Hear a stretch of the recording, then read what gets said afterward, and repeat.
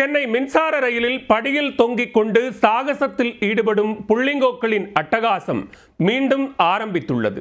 மின்சார ரயிலில் சாகசத்தில் ஈடுபட்டு எல்லை மீறும் புள்ளிங்கோக்கள் மீது ரயில்வே போலீசாரின் நடவடிக்கை பாயுமா?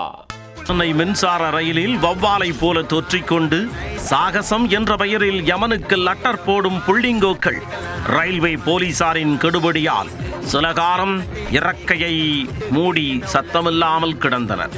தற்பொழுது வந்துட்டோம்ல, திரும்பவும் வந்துட்டோம்ல, கலர் கலரா டபாங் வாங்கி மாட்டிக்கிட்டு கரண்ட் ஷாக்கு அடிச்ச மாதிரி வந்துட்டோம்ல என்கின்ற ரீதியில் மின்சார ரயிலில் மீண்டும் அட்டூழியத்தில் இறங்கி உள்ளனர்.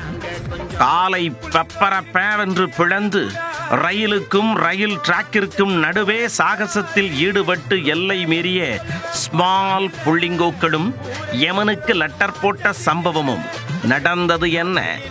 திருவள்ளூர் மாவட்டம் ஆவடியில் இருந்து நாள்தோறும் சென்னை நோக்கி பயணிக்கும் மின்சார ரயிலில் லோக்கல் புள்ளிங்கோக்கள் மீண்டும் அட்டூழியத்தில் இறங்கி உள்ளனர்.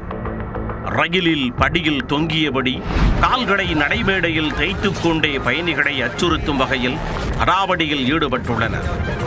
ஆபத்தை உணராமல் பயணிக்கும் இவர்களால் ரயிலை இயக்கவே அச்சமாக இருப்பதாக ரயில்வே ஊழியர்களும் வேதனை தெரிவித்துள்ளனர். ஜாலிக்காக சோலியை முடிக்கும் இதுபோன்ற செயல்களில் ஈடுபட்டு சாகசம் செய்வதாக நினைத்து சம்பவம் செய்துள்ளனர். அதை ரீல்ஸ் எடுத்து இன்ஸ்டாவிலும் அப்லோட் செய்துள்ளனர்.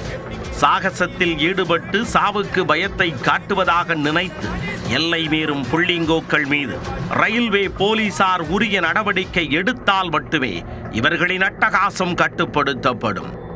விட்டால் நிலைமை தலைகீழாகிவிடும்.